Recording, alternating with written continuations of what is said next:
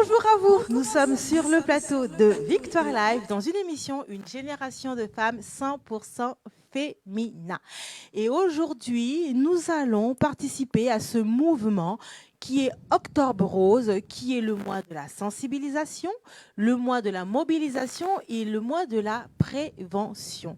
Et aujourd'hui, donc sur ce plateau, nous allons recevoir une panéliste qui a répondu présente à cette invitation, qui viendra nous faire découvrir son univers, mais qui va surtout nous parler de son histoire, une histoire unique qui est la sienne, tout simplement. Elle a été guérie de ce cancer, donc elle connaît très bien de quoi il s'agit parce qu'elle l'a vécu. Elle a vraiment côtoyé cet univers qui est cette maladie qui aujourd'hui touche un grand nombre de femmes. Et donc, elle va venir tout simplement nous parler de son histoire. Nous allons parler du cancer. Elle va nous expliquer en long et en large. En une heure, on n'aura pas le temps de rentrer vraiment dans les profondeurs de cette maladie. Mais néanmoins, en termes de mobilisation, de sensibilisation et de prévention, elle viendra nous communiquer son savoir et son expérience dans le domaine afin de fortifier, afin d'aider aussi une femme, puisqu'aujourd'hui, suite à cela, elle accompagne les femmes à se découvrir, à se reconstruire, mais surtout à pouvoir tout simplement revivre après cette maladie, parce que c'est quelque chose qui est difficile. Une fois qu'on a eu donc cette maladie-là, il va falloir l'accepter et puis tout simplement reprendre goût à la vie. Et donc Samia accompagne et aide toutes ces femmes qui sont passées par là à tout simplement découvrir le meilleur d'elles-mêmes. Alors avant toute chose, il faut savoir que Femme Générationnelle, parce que je vais quand même expliquer pour tous ceux ou celles qui ne me connaissent pas et qui ne connaissent pas notre réseau. Donc il faut savoir que Femme Générationnelle est donc un réseau de femmes engagées dans leur quête spirituelle, sociale et financière. C'est un réseau qui est segmenté donc en 3 volets. Donc vous retrouverez donc le volet Society Live qui parlera beaucoup plus de vie courante, de tout ce qui est régi par notre société. Nous avons le volet Business Events qui lui promouvoit l'entrepreneuriat au féminin. Et puis bien évidemment, nous avons le volet spirituel qui permet à toutes les personnes qui sont en quête de spirituel, en quête d'identité chrétiennes et qui ont besoin de découvrir et tout simplement de s'approcher chaque jour de l'œuvre salvatrice qui est tout simplement notre maître salvateur, donc Jésus-Christ.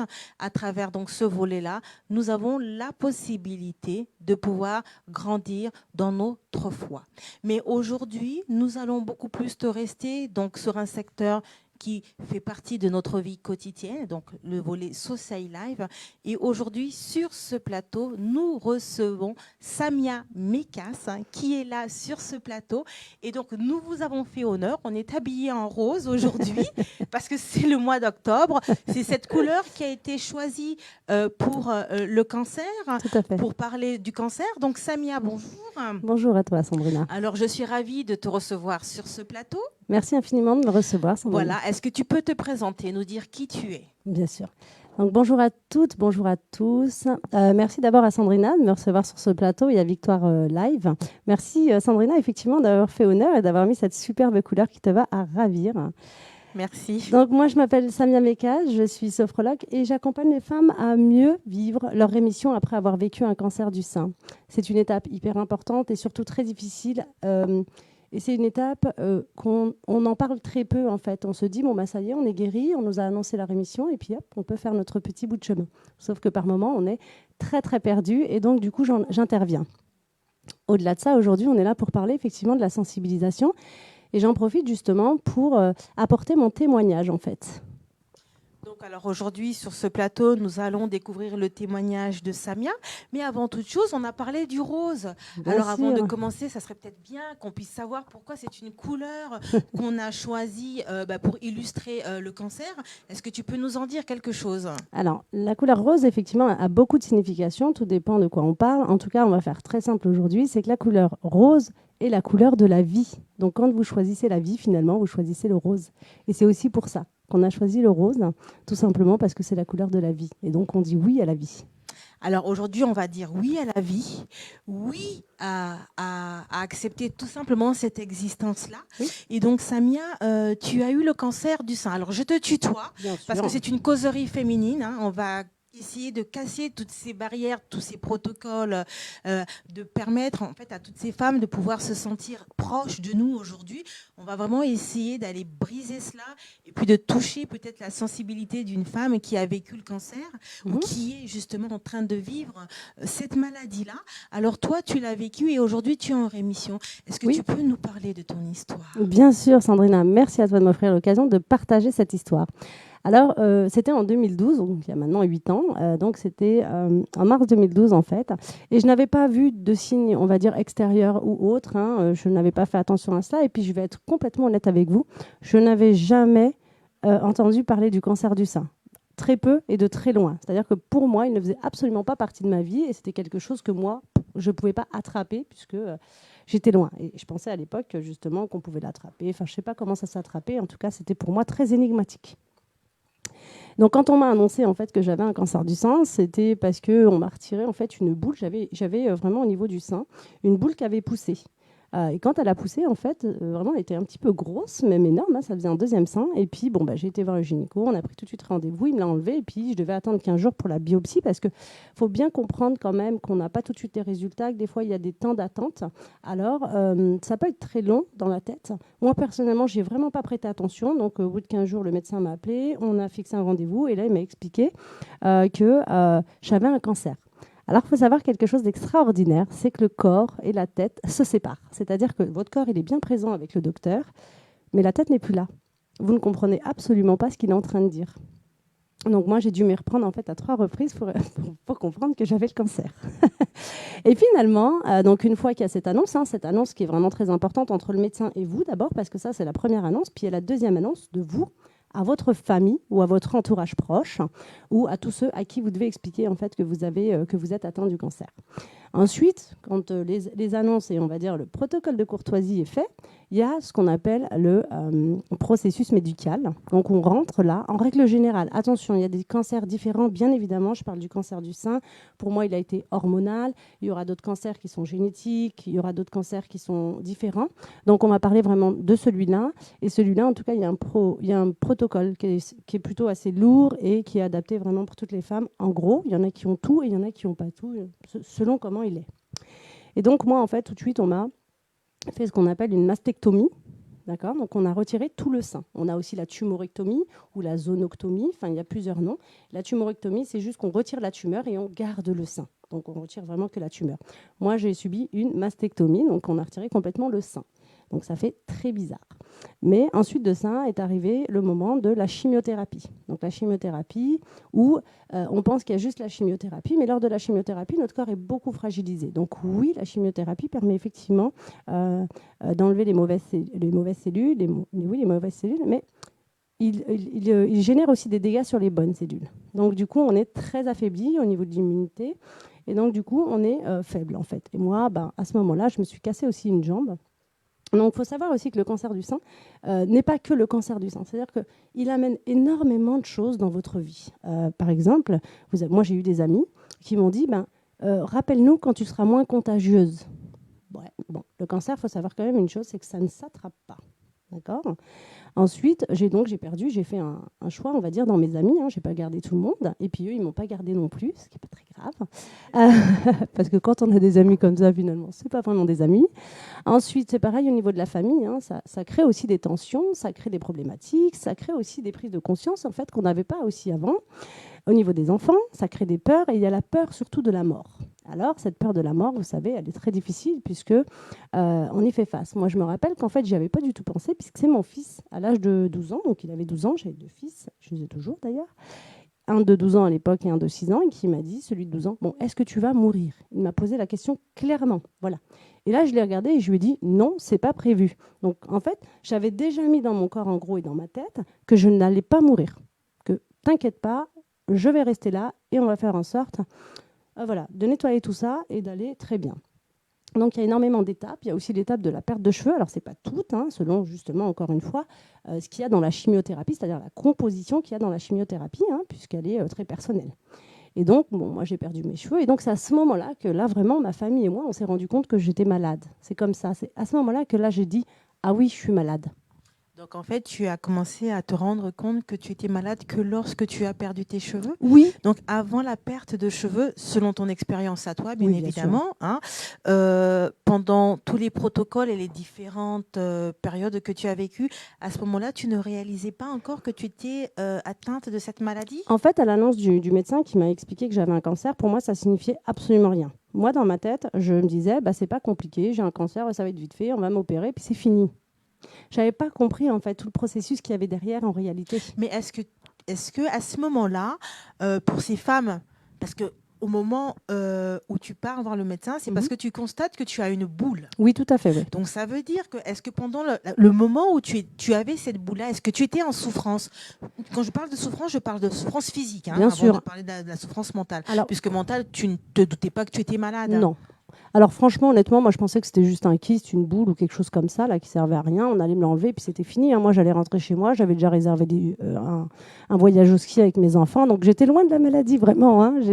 Alors je ne sais pas pour vous, hein, mais moi j'étais loin de la maladie. Et puis, mais quand on l'annonce, encore une fois, on sait qu'il y a quelque chose derrière. Mais on ne sait pas vraiment les conséquences de toute cette maladie. C'est parce qu'on les vit étape par étape. Et donc ton corps ne t'a pas parlé, ton corps ne t'a pas fait ressentir. Tu as On juste constaté que tu avais une boule. Voilà, Mais est-ce c'est que ça. ton corps, est-ce que je me permets de poser ces questions-là Bien sûr, c'est très pour nous important. Merci, toutes Sandrine. femmes, pour qu'on puisse peut-être se poser des questions, parce qu'il y a des moments, le corps peut parler, le Exact. corps peut nous dire que bah là, j'ai mal à la tête. C'est vrai, voilà. et tu as raison, bravo Sandrina, parce que tu dis quelque chose de très vrai et très important surtout. Pourquoi? Parce que le corps parle, mais à ce moment-là, moi je l'écoute pas, je sais même pas que mon corps parle d'ailleurs. Moi il me dit, tu as une boule, on l'enlève et puis c'est fini. C'est-à-dire que je suis encore à ce moment-là dans les symptomatiques. J'ai mal à la tête, je prends un cachet, tu vois, mais je vais pas aller regarder ce qu'il y a derrière. Je vais juste prendre ce cachet, atténuer ce problème. Ah, j'ai plus mal à la tête et puis c'est fini. Je me dis pas que derrière il y a quelque chose de sous-jacent en réalité qui provoque ces maux de tête, ni même cette boule. Je me dis pas que derrière en fait il y a quelque chose qui est provoqué. Je me dis pas tiens il y a un cancer, c'est pour ça que j'ai une boule. Non, je me dis juste ah bah j'ai une boule. On va l'enlever grâce justement à la chirurgie et puis c'est fini. Moi je vais continuer ma vie tranquillement. En fait je pensais réellement que c'était que ça. Et finalement non, je me suis aperçue qu'en fait il y a tout un protocole derrière et il y a aussi au-delà du protocole médical il y a une vie à l'intérieur de ce cancer. Il y a vraiment aussi beaucoup de conflits à l'intérieur de soi, il y a à l'intérieur de chez nous, c'est-à-dire dans notre entourage. Hein. Comme je disais, je perdais des amis m'ont dit au revoir. Ma famille, c'est pareil, ça a été compliqué. Moi, je me rappelle que quand j'ai fait l'annonce avec ma petite sœur, justement, ma mère m'a dit moi, je vais voir un psy. Parce qu'elle n'a pas supporté, en fait. D'abord parce que j'étais jeune, j'avais que 34 ans, qu'elle était vieille et on se disait que c'était une maladie de vieux. Donc, qu'est-ce qui fait que finalement, on en arrive là ? Est-ce que tu t'es, à ce moment-là, est-ce que c'est toi qui as été encore dans le devoir de rassurer les gens pendant cette période-là où justement tu viens d'apprendre que tu as le cancer, c'est dans ta tête, le temps que tu prennes conscience, que tu réalises cela, et que les gens aussi, parce que finalement, il y a toi qui apprend la maladie, Exactement. mais il y a aussi le fait de le dire aux autres. Donc, c'est ce que je disais tout à l'heure. Cette complexité des choses. Tout à fait. Moi, j'ai tellement pas su le dire à ma famille que j'ai pris ma petite sœur avec laquelle je m'entends très bien, qui s'appelle Nounou, on va dire ça comme ça. Et quand je l'ai pris, je me dis, bon, écoute, le médecin m'a dit, je crois que j'ai un cancer. Oh, j'ai vu sa tête, je me suis dit, merde, j'ai dit une connerie. Quand j'ai vu sa tête, la peau, je me suis dit, waouh, j'ai dit quelque chose de grave. Et elle m'a dit, mais t'es sûre de ce que tu es en train de dire et tout? Et je lui ai dit, oui, écoute, on a rendez-vous demain et on ira ensemble demain. Voilà. Et donc, oui, elle s'est mangée de plein fouet. C'est-à-dire que j'ai été très maladroite pour elle. Alors, elle a su très bien réagir, mais j'étais très maladroite pour elle. Je lui ai balancé un obus qui, pour moi, n'avait pas d'importance, pour moi. Mais pour elle, effectivement, ça a eu vraiment un impact horrible. Est-ce qu'à ce moment-là, tu as senti dans le regard de tes proches, tu as senti en eux qu'ils te voyaient déjà mourir? Pas du tout. Ou beaucoup d'amour? Comment ça s'est passé? Non, je pense que les premiers regards, c'était plutôt de la peine, de la pitié. Oh, la pauvre. Vous savez, cette phrase horrible. Oh, la pauvre. Et alors, ça m'a fait beaucoup rire. Puis après, le changement est arrivé dans la... Alors, là où c'est complexe, et il faut que je le dise quand même, parce que pendant le cancer du sein, on ne vit pas que le cancer du sein. C'est-à-dire que moi, par exemple, j'ai vécu un chaos, on va dire, avec la famille, les amis. Mais il y a aussi ce côté physique où là où on est fragile. Moi, j'ai eu un accident, donc j'ai fait une triple fracture de la cheville. Alors, je vais vous dire un secret, ne le répétez à personne, s'il vous plaît. Je me suis juste levée de mon canapé. Et j'ai fait une triple fracture de la cheville. Donc, quand on vous voit dans cet état, vous savez, où vous avez une botte, un plâtre jusqu'en haut de la jambe, que vous n'avez pas de cheveux, que vous avez vos béquilles, je peux vous dire qu'effectivement, on vous regarde d'une certaine façon en disant « Oh, mais la pauvre !» Parce qu'à ce moment-là, je suis complètement dépendante de tout ce qu'il y a autour de moi. C'est-à-dire que la femme indépendante que je pensais être, eh ben, elle est complètement anéantie et elle est complètement dépendante des autres. Et puis finalement, donc, on a vraiment pitié en fait, de la personne. Non pas parce qu'on a pitié, c'est tout simplement parce qu'on se dit « Ah oui, mais c'est dur quand même de vivre ça ». Alors effectivement, ça peut être dur. Et moi, en tout cas, au moment où justement j'ai perdu mes cheveux, j'ai perdu le sein, j'ai eu cette triple fracture de la cheville et je ne pouvais pas aller aux toilettes toute seule. Donc vous imaginez le taux d'humiliation un peu. Et finalement, je me suis laissée aller et je me suis laissée guider par les médecins qui ont fait un travail formidable, les aides-soignantes et les infirmières, et par ma famille qui a absolument tout géré. Donc voilà, ça aussi pour moi, ça a été un super soulagement et c'est là où j'ai commencé justement à me laisser guider pour justement aller dans les fins des traitements. Et en tant que femme, puisque dans notre féminité, on sait que la poitrine a Bien quand même sûr. une place très importante. Ouais. Alors, quand on t'annonce que tu as le cancer, c'est pas tout de suite qu'on te demande de couper de Non, l'enlever. non, non, C'est pas du au tout. fur et à mesure. Alors, c'est pas au fur et à mesure, mais on le voit en fait au niveau de la biopsie, on voit si effectivement il y a beaucoup ou pas. Donc, moi, on était parti sur le fait de ne pas enlever le sein. Donc, je partais pas du tout sur le fait d'une mastectomie, mais c'est vraiment quand ils sont entrés à l'intérieur, ils ont vu qu'effectivement il y avait trop de dégâts, et donc ils ont même été jusqu'à enlever la glande, ici les ganglions, voilà, la chaîne ganglionnaire, pardon, et donc on a tout enlevé. Donc là, effectivement, c'est pour ça que je vous dis qu'en fait, quand on a un cancer du sein, on n'a pas juste un cancer du sein. En réalité, il y a beaucoup de choses qui se cachent encore plus derrière. Alors, Samia me l'a permis, parce que avant de discuter avec elle, je Oui. lui ai posé la question si je pouvais lui poser des questions qui sont quand même assez personnelles. Tout à fait. Et c'est vrai que même moi-même, j'ai du mal encore parce que je trouve que c'est tellement privé. Mais aujourd'hui, Samia nous permet de découvrir cette maladie, mais vraiment de pouvoir aussi la comprendre. Oui. Alors, Samia, quand tu as dû prendre conscience qu'il fallait qu'on t'enlève ce sein. Alors, je vais te dire, Sandrina, ce qui s'est passé. C'est qu'au départ, moi, mon médecin m'a dit, vous inquiétez pas, je vais faire le maximum pour le sauver. Moi, j'adore mes seins. Et je ne vais pas vous mentir, moi, mes seins, c'était très précieux. Alors, je n'étais pas du tout pour allaiter mes enfants. Qu'on soit clair, c'était très sexuel. Malheureusement, donc voilà. Mais à la base, je ne partais pas pour la mastectomie. Donc pour moi, j'allais garder mes seins. Et finalement, il a dû en enlever un, donc parce que effectivement, ça avait trop métastasé en fait. Et donc du coup, on a dû enlever tout ça. Quand je me suis levée le matin, on va dire, je peux vous dire que ça a fait très bizarre. Alors, il a quand même été super parce qu'il m'a mis ce qu'on appelle une coque, une prothèse, pour avoir le volume au moins. D'accord, mais sur le volume, il y avait toute la cicatrice, donc j'avais plus le mamelon. Ça a été un choc, non pas, alors un choc évidemment visuel au départ, mais un choc aussi parce que la douleur était intense. Voilà, vraiment, j'avais hâte de retirer cette prothèse. Le problème, c'est qu'il faut aussi attendre. C'est-à-dire que pour quand même se rétablir et tout, laisser la peau un petit peu faire, il faut au moins 2 ans. Donc voilà. Et selon les techniques, parce qu'après, il y a aussi une histoire de reconstruction. Et donc, selon la reconstruction, il y a des techniques qui sont totalement différentes. Et donc, il faut laisser le temps à la peau, il faut laisser le temps au corps et tout ça. Donc, ça aussi, c'est pas simple. Et quand tu te regardais au miroir, c'était juste une horreur. Vraiment, moi j'avais enfin compris ce que c'était les dessins animés, là, vous savez, Transformers. Tu sais qu'on emboîte et qu'on déboîte. C'était exactement ça. C'est-à-dire que je pouvais retirer ma perruque tranquille, j'avais plus du tout la même tête, je pouvais retirer ma coque, je pouvais tout retirer, ma botte, enfin voilà. Et du coup, quand je me suis regardée un soir où je me suis trouvée vraiment horrible, je me reconnaissais pas, j'avais vraiment envie de me tuer parce que je me disais, mais je peux pas vivre comme ça, en fait, c'est juste horrible. Et en fait, ce cancer, il m'a remis vraiment les idées au clair dans le sens où par exemple, tu disais tout à l'heure la féminité, le fait de ne pas avoir de seins et de cheveux, tout de suite, moi, je me suis dit, mais je ne suis pas une femme, je suis quoi alors en fait? Parce que je ne suis pas un homme, je ne suis pas une femme, parce que je n'ai pas de cheveux, je n'ai pas de seins, parce que c'est ce qu'on nous dit dans la société, dans nos familles. Finalement, ça m'a permis de redéfinir. Alors, j'ai vraiment, à un moment donné, évidemment, été pas bien, parce que il y a la fatigue aussi, la chimiothérapie, il y a les traitements, donc vraiment, c'est fatigant. Et puis, à un moment donné, il y a ce côté où on peut réfléchir aussi. C'est-à-dire que moi, je me suis dit, qu'est-ce qui fait que je suis féminine? Est-ce que c'est mes seins ou mes cheveux? Et ça a été une vraie question pour moi. Et du coup, j'ai décidé que j'étais féminine, que j'étais une magnifique femme, au-delà de la paire de seins et de mes cheveux. Et donc, finalement, c'est comme ça que j'ai avancé. C'est-à-dire qu'à chaque fois, j'ai décidé de reprendre les choses en main et de me redéfinir totalement. Et je me suis dit, en fait, une femme, c'est tout ce qu'elle veut dans sa féminité. Donc, tu es partie à la redécouverte de toi. Oui, d'une autre façon. D'une autre manière. Exactement. Exactement, je me suis réapproprié ce corps et j'ai compris que finalement, un sein, deux seins, zéro sein, un cheveu, des cheveux. Et d'ailleurs, je sortais le crâne rasé parce que j'assumais complètement. Alors, mon fils un peu moins, celui qui avait 6 ans, il était très triste. Mais moi, je l'avais assumé complètement et même au contraire, ça m'avait libérée d'un poids, j'ai envie de dire, d'un poids sociétal. Et je ne voulais plus être conforme à tout ce qu'on m'avait appris jusque-là. Et quand tu partais à l'hôpital et que tu voyais d'autres femmes qui eux aussi vivaient cette maladie, alors à ce moment-là, comment ça se passait? Est-ce que vous vous fortifiez les unes des autres? Ou est-ce que le mental était blasé? Ou est-ce que on était un peu dépestiférés les unes des autres? Ça se passe comment? Alors, on a des petits noms quand même, hein. On a des cancéreuses. Tiens, c'est le clan des cancéreuses. Bien sûr, on en rigole, on se montre nos boobs pour savoir à quel niveau on en est.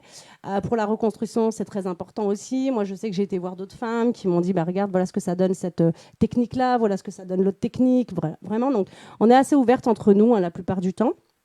Alors moi, quand j'allais à l'hôpital, j'ai choisi un hôpital. J'ai pas choisi l'IGR, le Grand Institut Gustave Roussy qui se trouve à Villejuif, hein, qui est l'un des plus connus, ou Marie Curie ou des choses comme ça. J'ai choisi vraiment parce que j'avais totalement confiance en mon médecin, et donc j'ai choisi Anthony. Et là, c'était très marrant parce que quand j'arrivais là-bas, les gens étaient très vieux. Excusez-moi, hein, messieurs, dames, ce n'est pas dans la vieillesse que je parle, c'est vraiment dans l'âge où les gens avaient dépassé les 60 ans et moi, j'en avais que 34. Donc, quand ils me voyaient arriver, je me rappelle d'une fois où c'était vraiment très marrant. J'avais mes béquilles, puisque évidemment, j'avais ma jambe cassée. Et puis, j'avais ma perruque qui faisait très chaud. Et vous savez, quand on a un crâne lisse, la perruque ne tient pas, mais vraiment pas. Donc, la perruque était sur mes yeux. En gros, j'étais avec mes béquilles et comme ça. Et donc là, les personnes me regardaient en me disant « Oh, mais la pauvre !» Et c'est là où j'ai senti de la compassion, pas de la pauvre, genre pitié, mais vraiment ce mot qu'on appelle compassion. J'ai senti beaucoup d'amour, de l'affection, vraiment dans ces regards. Voilà. Et donc oui, on est ensemble, on se raconte des histoires, on est dans une salle. Hein, donc moi, j'étais allongée parce que j'avais... ma jambe et tout, voilà. Mais voilà, on est assis, on est allongé. Puis alors, il faut savoir que pendant cette chimiothérapie, qui dure selon les personnes, hein, moi j'en avais fait toutes les 2 semaines pendant, je crois, c'était 4 mois.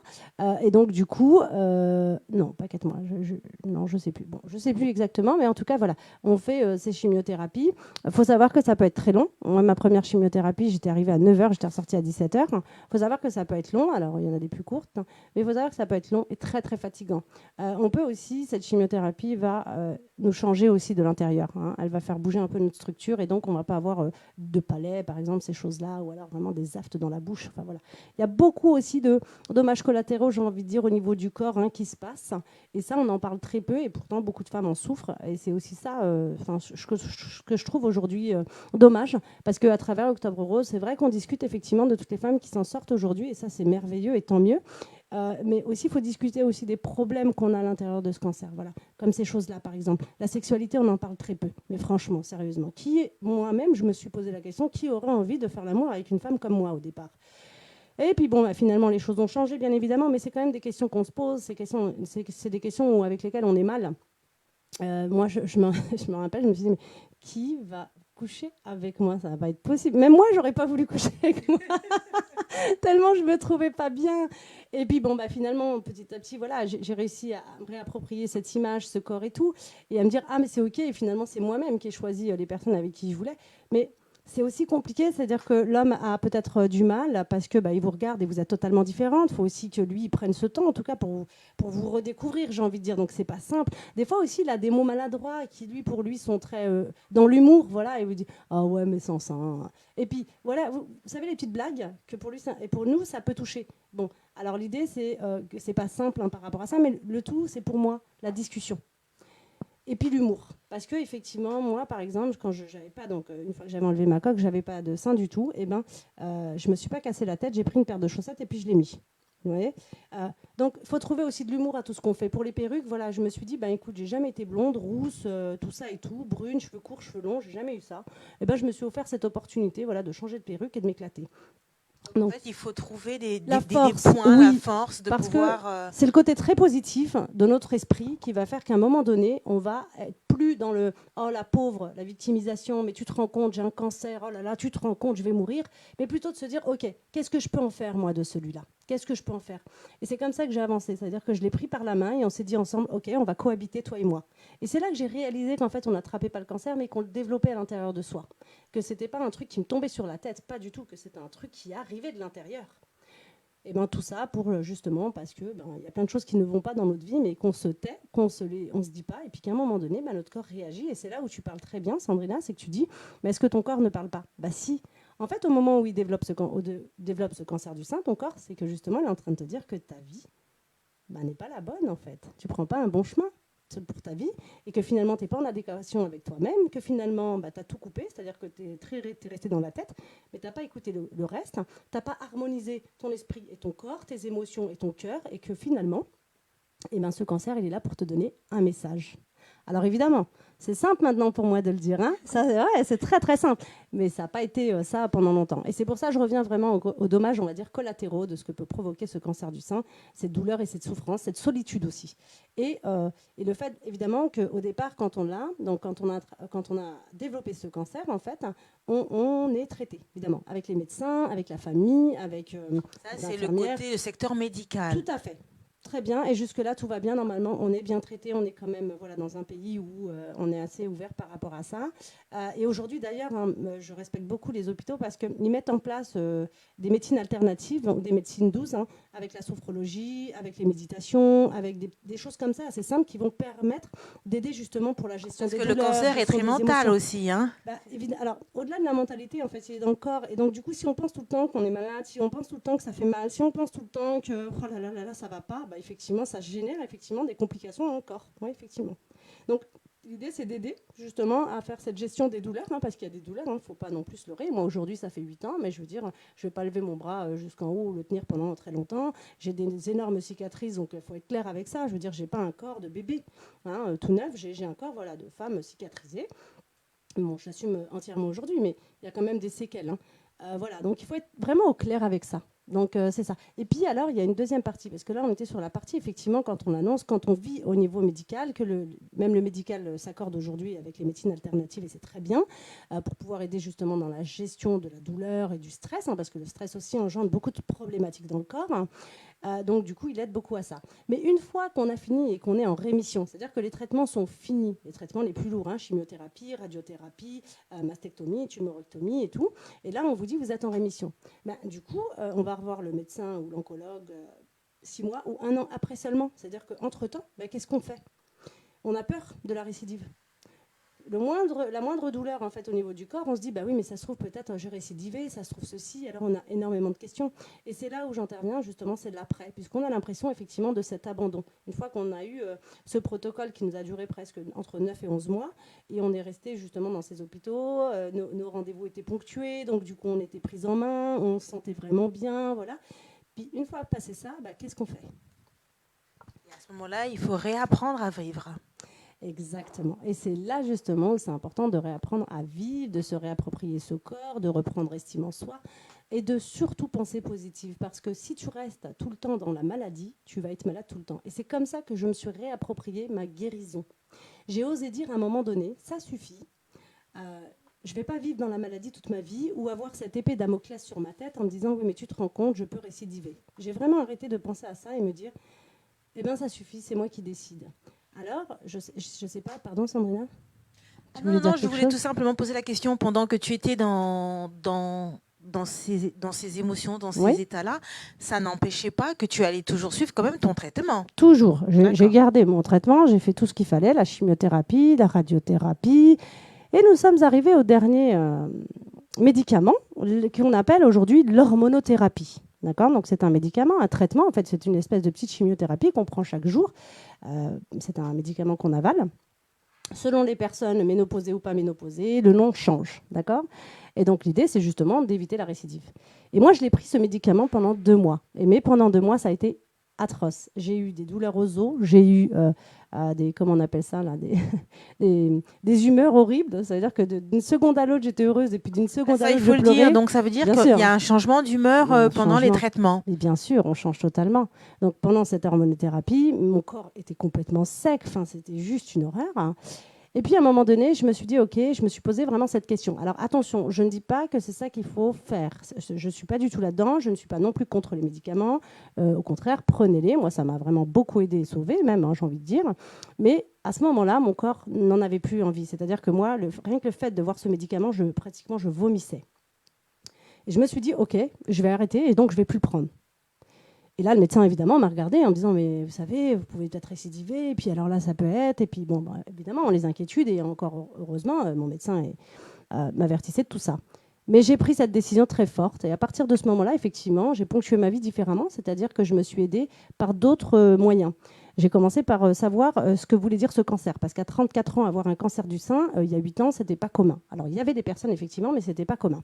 Et donc, aujourd'hui, il y en a de plus en plus, d'ailleurs. Hein, c'est ce qu'on appelle voilà, les cancers féminins avancés. Mais ce n'était pas commun. Donc, du coup, qu'est-ce que j'ai fait? Mais j'ai commencé, j'ai lu cette phrase un jour de Platon, si je ne me trompe, fais de ton alimentation ton seul médicament. Et là, je me suis dit, waouh, mais de quoi il parle? Et là, je me suis intéressée vraiment tout ça, à cette alimentation, voilà, qui va permettre justement d'aider à ne pas récidiver. Alors, Luc Baudin en parle, hein, les médecins aujourd'hui, hein, je vous parle de médecins, je ne vous parle pas de charlatanisme, hein, je vous parle de médecins. Luc Baudin, hein, qui est un médecin et qui en parle très bien, Henri Joyeux, David Sevrange, mais je ne me rappelle plus le dernier petit nom, voilà. Mais tous ces gens-là, on parle très bien qu'aujourd'hui, il y a des... l'alimentation permet effectivement de limiter, en tout cas ces choses-là, de limiter, de récidiver, de pouvoir apporter vraiment un bien-être à son corps, de pouvoir lui permettre de se régénériser. C'est comme ça qu'on dit d'ailleurs, régénériser? Régénérer? Oui, régénérer, pardon. Donc vraiment, il y a toutes ces méthodes. Alors ça, c'est la méthode vraiment alimentation qui est très importante. Hein, vous voyez, par exemple, nous, on est une voiture électrique, hein, d'accord? Eh ben, je ne vais pas mettre de l'essence ni du diesel dans cette voiture. On va mettre de l'électricité. Eh ben, nous, c'est pareil. C'est-à-dire que nous, on a une alimentation qui est aujourd'hui hyper transformée, hein, faut bien le dire. Et donc, on mange trop déjà, bien sûr. Et puis, on mange pas bien. C'est-à-dire qu'on a cette nourriture qui est transformée. Alors évidemment, ça permet d'aller vite aujourd'hui, hein, dans le monde et notre société où on doit aller vite, gérer absolument tout. Mais finalement, eh ben, voilà, ça nous apporte pas que du bien non plus. Donc, il faut y penser à ça. Hein. Revenir vraiment à l'alimentation saine, c'est-à-dire cuisiner soi-même, légumes et fruits, le plus possible du naturel. D'ailleurs, Irène Grosjean avait écrit Le crudivorisme, hein, manger cru. Enfin, bref, il y a tellement de choses aujourd'hui qu'on peut aller sur YouTube en plus. C'est vraiment, on peut s'informer aujourd'hui très très facilement et gratuitement. C'est important. L'information est belle et bien présente aujourd'hui. Exactement, et c'est gratuit, donc allez-y, informez-vous. Puis il y avait une deuxième chose, c'est-à-dire les mouvements. C'est-à-dire que moi, je voulais pas reprendre le sport, j'étais incapable physiquement de reprendre le sport. Et ben, j'ai été marcher dans la nature avec les arbres, j'ai été me reconnecter les pieds dans la terre. Et ben, ça m'a fait énormément de bien. Se ressourcer. Hein. Se ressourcer, se ancrer avec cette terre-mère qui est la nôtre finalement et qui nous fait énormément de bien et qu'on oublie très souvent. Je parlais tout à l'heure. Il fallait que tu redécouvres donc ton corps sur le plan médical et ça, tu avais vraiment tout un protocole qui était là, mais il y avait aussi un travail donc individuel où tu devais travailler corps, âme et esprit qui t'ont aidé à devenir la femme épanouie que tu es aujourd'hui. Oui, je me suis totalement réalignée. Donc c'est pour ça que je parle de toutes ces méthodes qui sont très importantes justement entre la nourriture, entre le fait de faire des mouvements, le fait voilà, et les émotions. Alors moi c'est ce que j'adore et avec mes clientes bien évidemment, c'est les émotions. Pourquoi? Parce que souvent on pense que oui, alors on n'a jamais été élevé. Enfin moi c'est ma vision évidemment et mes croyances, hein, voilà. Mais c'est qu'on est élevé où on ne sait pas du tout gérer nos émotions. On nous demande de ne pas être en colère, on nous demande de ne pas faire ci, on nous demande de nous taire, on nous demande d'être gentil, on nous demande d'être poli, on nous demande tout ça. Mais à la fin, tout ça, on le garde en nous, en fait. Et à un moment donné, ben, il explose. Et c'est comme ça, en fait, que notre corps nous dit que ça ne va pas. Parce qu'à un moment donné, il y a des signes où on n'est pas bien. Et donc, c'est là où on se dit, ah, il y a quelque chose derrière qui nous dit qu'on n'est pas bien. En vérité, il y a 4 émotions qui sont, voilà, qu'on connaît bien. C'est la peur, la colère, la joie et la tristesse. Toutes ces émotions sont juste des messages pour te dire, ben voilà, quand c'est la colère, par exemple, c'est que tu n'es pas en lien avec ton entourage. Imaginons, toute ta famille, Sandrina, arrive, mais sauf que tu n'avais pas prévu qu'elle vienne. Ou toutes tes amis arrivent et puis tu n'avais pas prévu qu'ils viennent. Mais finalement, ils sont déjà là, devant la porte. Bah, tu ne peux pas leur dire non. Sauf que toi, tu avais prévu de te faire un petit bain, tranquille, tu sais, complètement délaissé. Et là, ils arrivent. Donc, tu ne peux pas dire non, qu'est-ce que tu fais? Évidemment, tu les accueilles avec plaisir et avec joie, évidemment. Mais tu t'es encore une fois abandonné. Tu vois, c'est un petit peu ce côté-là. C'est-à-dire que tu as laissé finalement les autres, c'est normal parce qu'ils sont importants, ils sont quand même venus, donc c'est sympa, donc tu les reçois. Et tu vois, à force, tu crées quelque chose à l'intérieur de toi. Tu ne t'écoutes plus. Tu vois, et tu ne te mets pas en priorité. Et donc, ça provoque effectivement des problématiques. Donc ça, évidemment, c'est le sujet que j'adore traiter avec mes clientes et puis avec d'autres femmes, bien évidemment, pour faire prendre conscience qu'on est bien au-delà. On est encore, bien évidemment, il faut bien le traiter, et on est au-delà du corps. Alors moi, j'ai une question J'en concernant prie. le fait de s'octroyer la vie. Oui. Donc à partir de l'instant où on a été malade, on a été diagnostiqué, on est passé par les différents protocoles, Mhm. et puis on en arrive à la rémission. Alors aujourd'hui, comment se l'approprier? C'est-à-dire accepter de se dire, parce qu'on a la culpabilité aussi. On a d'abord la colère d'être tombé malade, la colère de voir ceci, toutes ces émotions qui ont chamboulé en nous pendant toute la durée de la maladie. Et puis finalement, on arrive à la fin, on nous dit que c'est fini. C'est ça, comme ça. On nous dit, bon, ça y est, vous êtes en rémission. Donc, nous, on est super contente. Parce que là, on se dit, ouais, moi, je suis en rémission. Moi, j'étais super joyeuse pendant quelques temps. Et puis, finalement, c'est retombé. C'est-à-dire qu'après la joie, mais qu'est-ce que je fais? J'avais plus de boulot. Mon corps n'était plus le même. Je pouvais plus faire de sport comme je voulais. J'avais plus un rond, parce qu'il faut aussi se l'entendre. C'est-à-dire que quand tu es malade, ok, c'est sympa. On a la chance, et merci, vraiment, beaucoup de gratitude à ça. Les protocoles sont... alors, je ne vais pas dire gratuits parce que c'est faux. Il faut bien qu'on s'entende. Ils sont payés par la sécurité sociale, par les dons, par les hôpitaux, par des choses comme ça. Ils ne sont pas gratuits. C'est vraiment une chaîne qui s'ouvre à ça et qui nous permettent à nous d'avoir des protocoles quand même qui sont effectivement généreusement offerts. Et donc... Une fois qu'on a vécu tout ça, bien évidemment, il faut faire après, il faut se dire qu'est-ce que je fais? Parce que quand vous avez vécu une maladie comme ça, et alors que ça soit une maladie comme ça, c'est-à-dire le cancer du sein ou autre, vous remettez un sens dans votre vie finalement. Et peut-être que le travail que vous faisiez, vous n'êtes plus en adéquation, donc là, il va falloir penser à changer. Donc c'est une remise finalement à plat de toute votre vie. Et donc là, on repart en fait dans une construction tout à fait nouvelle et il faut y aller, quoi. Et donc ça demande aussi du courage, ça demande aussi du temps, de la patience. Moi, j'ai des mots qui me sont venus parce que voilà, ma construction en fait personnelle et mon expertise aujourd'hui professionnelle fait que je peux dire que patience, persévérance et lâcher prise font un très bon combo, j'ai envie de dire, parce que c'est hyper important. Il faut être persévérant. Voilà, il y a beaucoup de femmes qui ont vécu cette maladie, qui ne veulent pas retourner à leur travail parce que évidemment il y a des regards qui sont là, il y a aussi des appréhensions. Le fait que vous ayez déjà eu un cancer, on se dit peut-être que vous en aurez un autre, donc c'est pas la peine. On va vous mettre dans un placard, vous n'allez pas être bien. Bon. Et donc, du coup, il y a aussi ça à travailler. C'est-à-dire que quand vous avez eu un cancer du sein, finalement, pour les 3/4 des femmes, enfin pour énormément de femmes, il y a un retour en fait à zéro. C'est-à-dire qu'il faut se rééduquer, il faut réapprendre. Il faudrait accepter de dire que je vis et Oui, que j'ai le ça. droit de vivre. Tout à fait. Donc, finalement, c'est une renaissance. Avec qui vous êtes vraiment cette fois. Et c'est là où on apprend à s'aimer soi. C'est là où on apprend à s'accepter soi. C'est là où on apprend évidemment à s'écouter soi et à aller dans vraiment ce qu'on aime. Et ne peut-être plus avoir le même regard qu'on avait. De toute façon, on a changé, donc on ne peut plus avoir le même regard de la vie comme on était avant la maladie. Exactement. Et voire même peut-être pendant. Exactement. Et tu as raison, Sandrina, de souligner ça. Il y a un avant, il y a un pendant et il y a un après. Et ça, c'est très, très important. C'est vraiment 3 étapes qui sont différentes et qui sont existantes. Et après, on en parle très peu parce qu'on se dit, ça y est, maintenant que tu es guéri, tu vas pas... Enfin, voilà, c'est bon, allez, tu es guéri, tu peux repartir dans ta vie. Sauf que ça se passe rarement comme ça. Oui, c'est comme là, quand on fait pendant tout le mois d'octobre. Et d'ailleurs, c'est très bien. Il faut que ce mois-là existe, mais il faut savoir que le cancer, c'est toute l'année. Bien sûr. Voilà. Mais là, on martèle un peu, on essaye de mettre un peu plus d'impact pour rappeler et titiller vraiment les femmes. Mais pas que les femmes, parce que justement, moi, j'ai découvert, parce que je ne le savais pas, je l'ai découvert par Samia, que les hommes aussi avaient le cancer. Et donc, pouvaient avoir le cancer, chose que je ne savais pas jusqu'à ce que je découvre Samia. Je pensais que c'était une maladie typiquement féminine. Et oui, alors c'est pour ça que c'est un tort. Vous voyez, le rose, c'est ce que je vous disais, c'est vraiment le rose, c'est la couleur de la vie. Et en fait, on l'a tout de suite mis sur le côté féminin. Sauf qu'aujourd'hui, pour les hommes, déjà, c'est plus grave, puisque vous savez, ils ont un téton, donc d'accord. Et donc, vu qu'ils n'ont pas de graisse comme nous, on a derrière, eux, c'est vachement intrusif. Et alors, il y a de plus en plus de cas. C'est-à-dire qu'à l'époque, il y avait 1%. Aujourd'hui, on est entre 1 et 3% selon les sources, d'accord. Et il y a donc 60 000, à peu près 58 000, 59 000 décelés féminins, donc cancer du sein pour les femmes. Et il y a à peu près plus de 500 cas pour les hommes. Alors pour eux, c'est en plus dramatique. Pourquoi? Parce que vu qu'on on l'a tellement féminisé que du coup, ils n'osent pas dire qu'ils ont le cancer du sein. Donc ils restent tout seuls et isolés. C'est très compliqué pour eux parce que, évidemment, ils ne veulent pas en parler. C'est oui.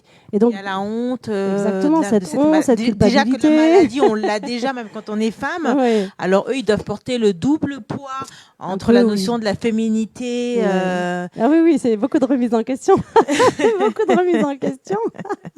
Donc oui, effectivement, mais effectivement, ça touche les femmes et les hommes, et ça, on l'oublie très souvent. Parce Donc que il n'y a même pas dans de les combat à campagnes, avoir. dans Ouais. les campagnes, ils nous disent souvent que nous, femmes, nous devons. Mais c'est très rare qu'ils demandent aussi aux Aux hommes de hommes, partir, oui. Mmh. d'y aller, alors que les hommes aussi peuvent être atteints de cette maladie auquel moi je ne Bien savais sûr. pas encore il y a quelques jours. Mais oui, Hein. mais bien sûr. Et en plus, c'est important parce que, hormis la maladie, les hommes et les femmes doivent contribuer ensemble, peu importe ce que c'est. Maladie ou pas, on doit contribuer ensemble, puisque effectivement, on a toujours un regard qui est différent. Et ensemble, on peut mieux avancer et cheminer ensemble, parce que, bah, évidemment, il y a toujours un regard qui est différent. Donc, c'est plutôt un, comment on dit, c'est un complément plus que je me bats contre. Voilà. Et alors, c'est pareil, Sandrina, tu m'as fait penser à quelque chose qui est intéressant. C'est que souvent, on entend le combat contre le cancer. Alors moi, personnellement, je ne me reconnais pas sur ce combat-là. D'abord, je ne combats pas, et ensuite, je ne suis pas contre le cancer. D'ailleurs, tous mes propos sont pour le cancer, et non pas contre le cancer. Pourquoi ? Tout simplement, quand vous mettez un contre tout le temps, vous êtes contre la maladie, vous êtes contre le cancer, vous voyez déjà l'énergie que j'y mets, c'est-à-dire on est déjà dans un contre, c'est-à-dire qu'on regarde en fait le contre. Je suis contre le cancer, ok. Et donc, du coup, tu y mets une énergie où tu veux te battre, tu es déjà dans la bagarre. Donc, tu crées un égrégore, une énergie en fait, qui est déjà dans la bagarre. Alors, ne t'inflige pas ça. Moi, je pense que soit dans l'accueil, ce cancer, il est là, il te dit quelque chose. Alors, c'est pas la peine de le combattre. Avance avec lui et tu vas voir que quand tu vas commencer à avancer avec lui, bah, peut-être que tu vas prendre ta place initiale et que lui va reprendre la sienne. C'est-à-dire que les cellules qui se sont divisées et qui sont malades, finalement, vont revenir naturellement. Donc, l'idée, c'est, moi, voilà, je n'aime pas ce contre le cancer. Vraiment, ça me titille à chaque fois les oreilles. Parce que je ne suis pas contre le cancer. Je ne suis pas non plus pour qu'on l'ait, bien évidemment, évidemment, à éviter. Mais pour moi, je fais une prévention pour le cancer du sein, voilà, pour en parler, pour savoir ce qu'il est vraiment. Parce que c'est une maladie qui existe. Mais oui. Et on peut pas le nier. Et une Non, fois non, qu'on il est là, l'a, bien on sûr. l'a vraiment. Bien sûr. Et à partir de l'instant où on l'a, bah, il va falloir tout simplement se donner les moyens de pouvoir vivre avec. Évidemment, pour mieux vivre avec, d'abord, il faut vivre, pour mieux vivre avec pendant que vous l'avez, et pour mieux vivre après, une fois que vous l'avez. Parce que ça fera partie de ton histoire. Hein. Exactement, oui. Sans être stigmatisé, Mmh. ni en faire un tabou. Et c'est ce que j'aime vraiment chez Samia, parce qu'elle nous a permis vraiment de découvrir cette maladie, mais vraiment de façon authentique et réelle, puisque elle-même, elle l'a vécue. Et je voudrais quand même revenir Oui, sur la mastectomie. mastectomie. C'est quand même assez C'est important. très difficile, ça. Ouais, c'est pas évident. Je pense que on en a parlé, c'est vrai. Mais moi, je voulais savoir, est-ce que c'est obligatoire pour toutes les femmes de pouvoir le refaire? C'est important de le dire. Alors, de refaire quoi? De refaire le sein? Oui. Ah, alors c'est une question très intéressante. Merci Sandrina. Effectivement, aujourd'hui, on a la possibilité de rester ce qu'on appelle une femme Amazone. Alors, Amazone, qu'est-ce que ça veut dire? Ça veut tout simplement dire, soit nous n'avons pas de sein, donc on est en déséquilibre, symétrie, c'est-à-dire qu'on a un sein, entre guillemets, normal qu'on a toujours eu, et puis l'autre, c'est une cicatrice.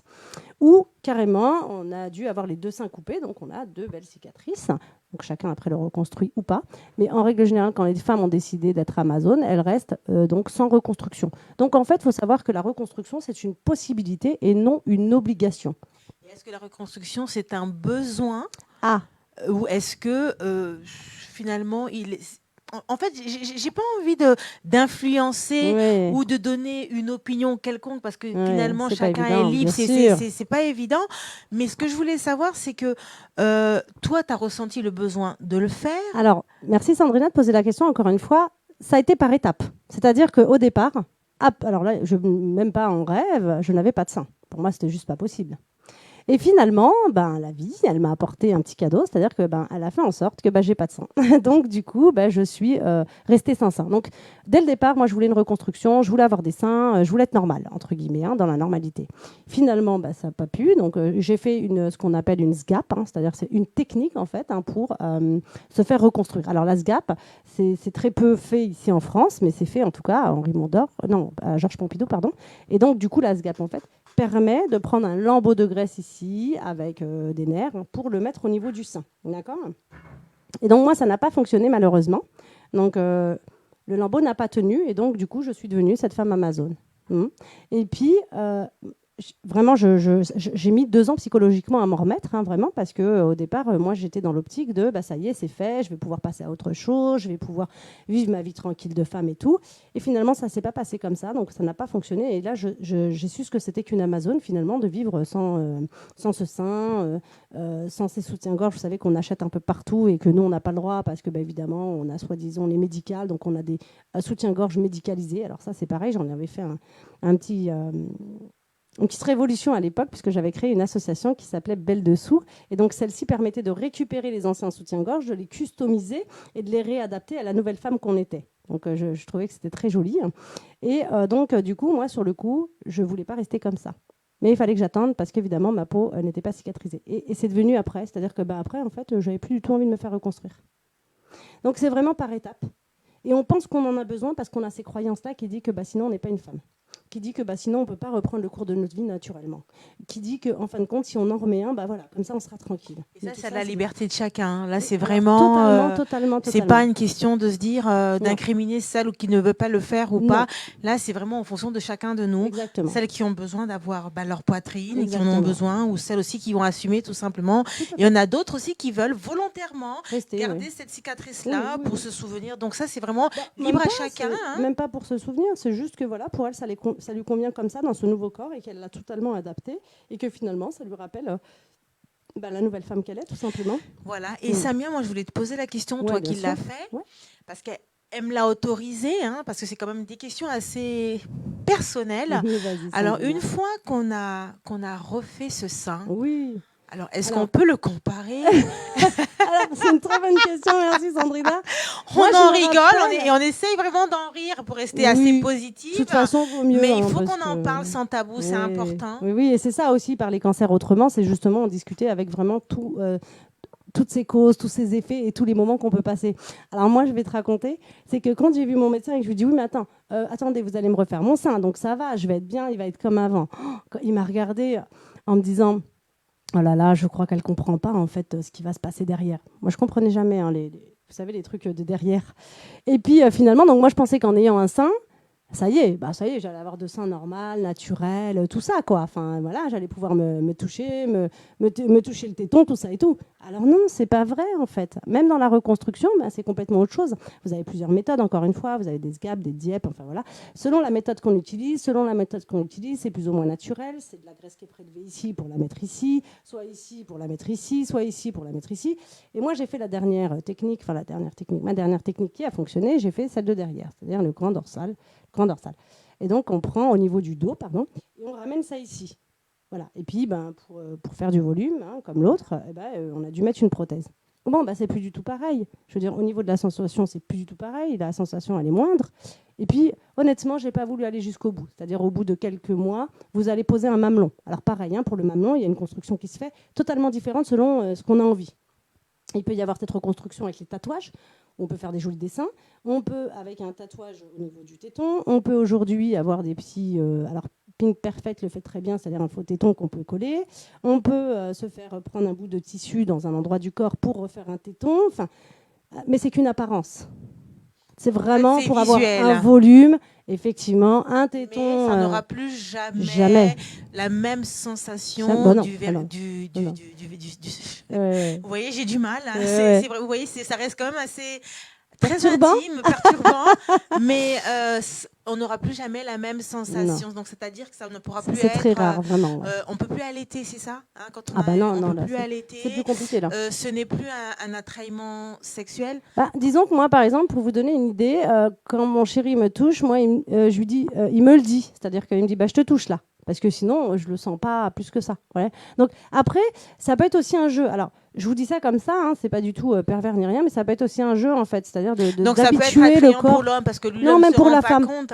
Même pour la femme, de pouvoir justement plus se toucher de façon à ce que justement on redonne cette sensation au sein aussi. Faut pas le laisser comme ça en disant, lui, il est plus comme avant, je le laisse. Non. C'est vraiment le remettre au goût du jour, de pouvoir se toucher de plus en plus pour pouvoir le sentir et lui dire, OK, il a une vie, quoi. C'est de pas le laisser comme si c'était un membre. Mais quand tu... Bon, après, c'est un peu difficile pour nous qui l'avons pas vécu, mais Ouais. toi qui l'as vécu, donc tu peux très bien voir l'avant L'après, et l'après. bah, c'est plus simple Donc avant. Hein. aujourd'hui, quand tu Ouais. as un sein qui a été refait Ouais, totalement, ouais. tu sens bien la différence Ouais, bien entre sûr. celui-ci à celui-là quand Bah, tu es debout. Tu vois, un exemple bête, Sandrina, quand tu mets ton soutien-gorge en gros, tu remets les deux, tranquille et tout. Bah, lui, il va pas se déplacer correctement, donc tu vas devoir le mettre. Tu sais, c'est comme un enfant qui ne sait pas marcher.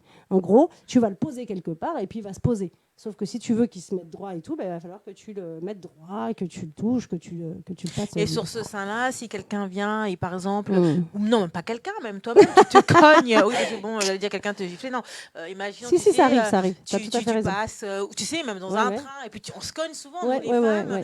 Bon, on le ressent parfois. Ouais. Est-ce que toi, sur ce sein-là, tu ressens une Alors, je sensation le ressens, mais genre quelques secondes après. Genre, ah ouais, il y a eu un truc qui s'est passé. Tu vois, c'est pas du tout comme l'autre. L'autre, je vais le sentir tout de Ou suite. par exemple, là, il va faire froid, Ouais. l'hiver, tu sais, le matin, on se réveille, parfois on a les tétons qui sont assez à cause Non, du bah froid. là, il n'y en a plus. Là. Et là, il n'y a plus cette sensation. Il n'y a plus cette sensation. Puis comme je te disais, Sandrina, c'est qu'il n'y a même plus de tétons parce que moi, personnellement, j'ai fait le choix de ne pas le reconstruire. Voilà, c'est vraiment un choix très personnel, encore une fois. Mais voilà, c'était tellement... faut pas oublier quand même, entre la mastectomie, la radiothérapie, les C'est anesthésies beaucoup d'étapes. générales, tout ça, au bout d'un moment, on n'en peut plus, quoi. Donc, on n'est plus un téton prêt, j'ai envie de dire, hein, vraiment, hein, parce que le téton, c'est que visuel, hein, c'est que physique. Alors, encore une fois, il y a non de jugement là-dedans. Chacun vraiment fait en fonction Voilà, de tout son à fait, besoin hein, et de son exactement, hein. envie.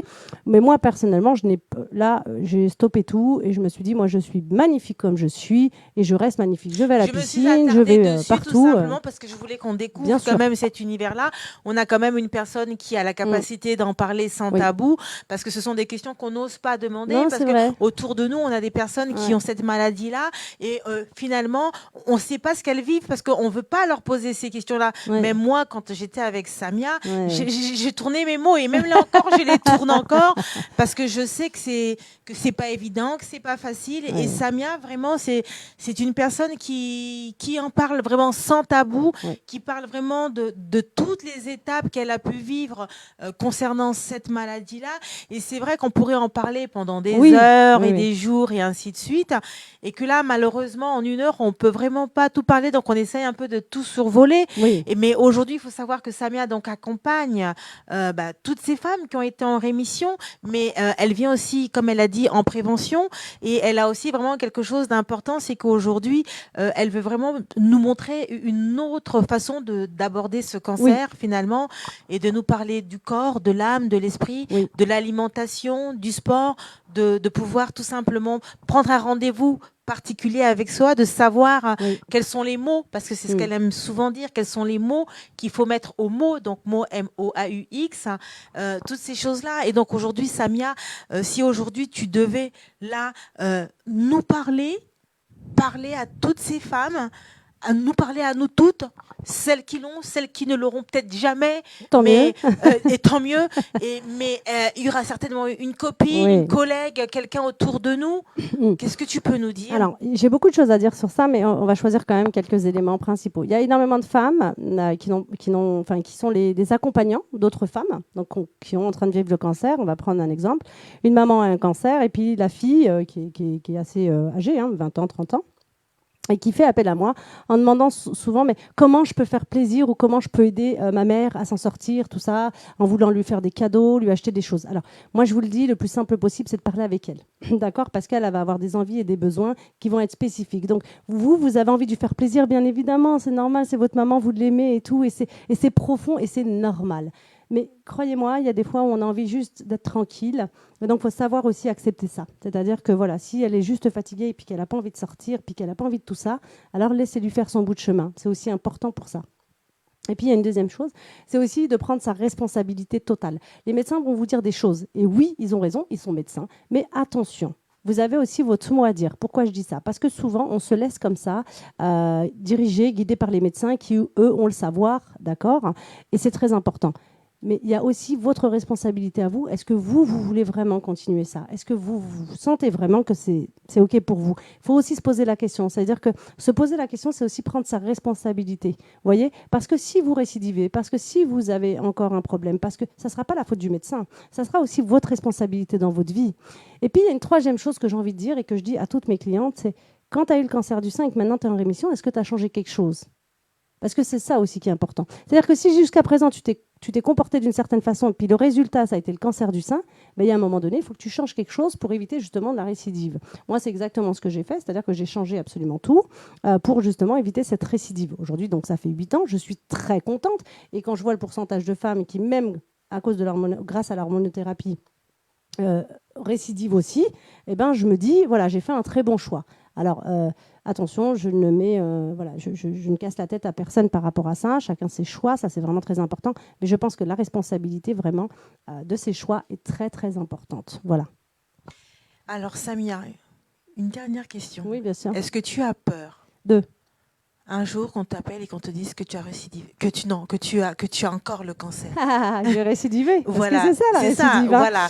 Alors non, j'ai pas peur. J'ai pas peur du tout parce que je sais qu'aujourd'hui, en fait, j'en connais beaucoup plus sur le cancer. À l'époque, il m'avait affolée. À l'époque, il avait créé chez moi un énorme chaos. Et d'ailleurs, je remercie vraiment ce cancer parce que il m'a permis à moi de changer. Il m'a permis de redéfinir toute ma vie et d'être aujourd'hui la femme épanouie que je suis. Donc moi, je lui dis, alors le chaos qu'il a créé, en tout cas en moi, a permis justement ce changement, cette métamorphose aujourd'hui que vraiment j'aime chez moi. Donc je suis très heureuse aujourd'hui. Donc non, j'en ai pas peur. Je le prendrai différemment et j'irai creuser là où je n'ai pas assez creusé. Mais sinon, non, j'en ai plus peur aujourd'hui et je fonctionnerai peut-être différemment par contre. Alors évidemment, je vous dis ça maintenant parce qu'évidemment avec le recul, mais quand le jour où ça arrivera, je ne sais pas. Mais en tout cas, je le prendrai plus sereinement et puis surtout, cette fois-ci, je sais tout ce qui se cache derrière. Donc voilà, donc finalement, j'ai envie de dire vivre dans la peur, au contraire, ça va nourrir justement cette maladie, alors que moi, je vis absolument pas dans la peur, je vis dans la joie, je vis dans l'humour, je vis dans l'amour. Et c'est ça qui fait le changement aussi, parce que moi, je me rappelle quand j'avais commencé à lire ces livres-là où on nous disait manger sain, manger des framboises et je sais pas quoi, alors que moi, j'étais aux pâtes et aux steaks, McDo et tout transformé. Je me disais, mais il dit vraiment n'importe quoi, ce monsieur. Puis ensuite, quand on m'a appris qu'il fallait faire du sport ou des mouvements, en tout cas pour oxygéner, parce que moi, j'avais appris pas mal de sport, mais on m'avait jamais expliqué en fait que la première chose que j'avais fait dans ma vie, c'était la respiration. Et que finalement, je me suis rendu compte que la respiration, c'est la première chose qu'on fait et que finalement, je me suis réapproprié ça aussi. Donc, tu vois. Donc, j'ai quand même aujourd'hui des outils, des méthodes qui font qu'aujourd'hui, ça passe très, très bien. Voilà. Alors, Samia, si on veut te rencontrer, des femmes, peut-être aujourd'hui, qui suivront cette émission et qui ont besoin de se reconstruire, alors où est-ce qu'elles peuvent te rencontrer? Alors, vous pouvez me rencontrer sur Facebook. J'ai un groupe privé qui s'appelle Se célébrer après un cancer du sein. Donc, évidemment, pour y aller, allez-y, répondez aux questions. Et puis, on se fera un plaisir, présentez-vous surtout. Parce que l'idée du groupe, c'est pas d'être en quantité. Moi, ça ne m'intéresse pas, c'est d'être en qualité. On pouvoir justement voir comment on peut avancer ensemble pour sortir justement au contraire de la maladie et d'être vraiment dans sa guérison propre, d'être dans la joie et dans l'amour, vraiment dans sa reconstruction personnelle. Parce que, encore une fois, je vous le dis, le cancer du sein, c'est pas juste s'enlever un sein, c'est aussi toute une reconstruction personnelle. Hein. On a peut-être même eu des débats avec son mari, on a divorcé et du coup, on se retrouve encore une fois avec tout ce qui s'est passé, tout ce qu'on a traversé. Et donc là, l'idée, c'est de l'accueillir. Hein.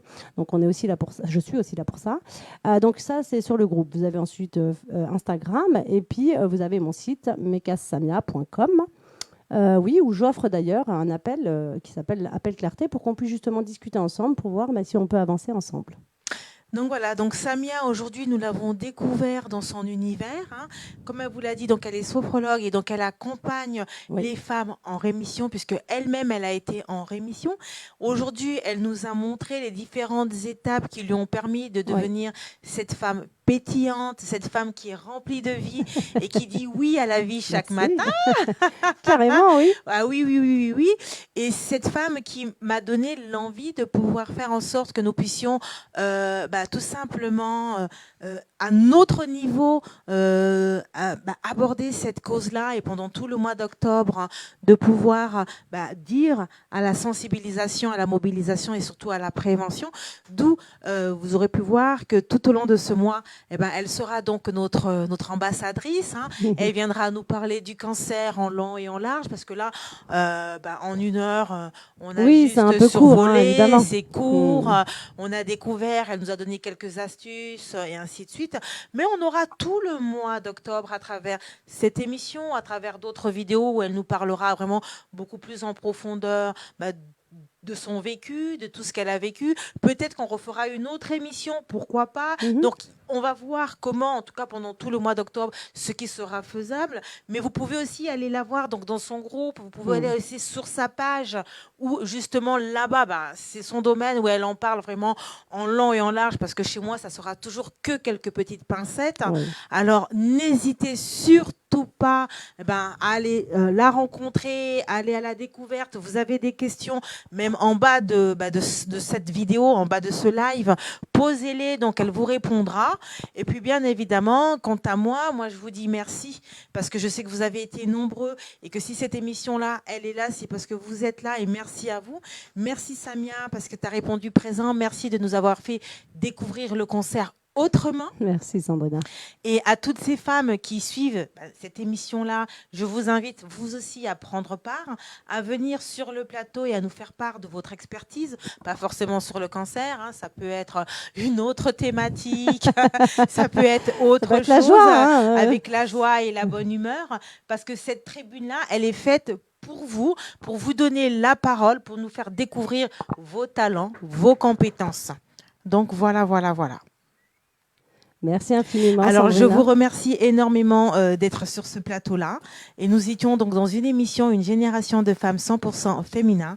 Je vous dis à très bientôt sur ce plateau. Et puis, bien évidemment, si vous avez besoin, tout simplement, vous aussi, de faire partie de cette aventure, n'hésitez pas et devenez la future ou la prochaine panéliste. Au revoir. Au revoir.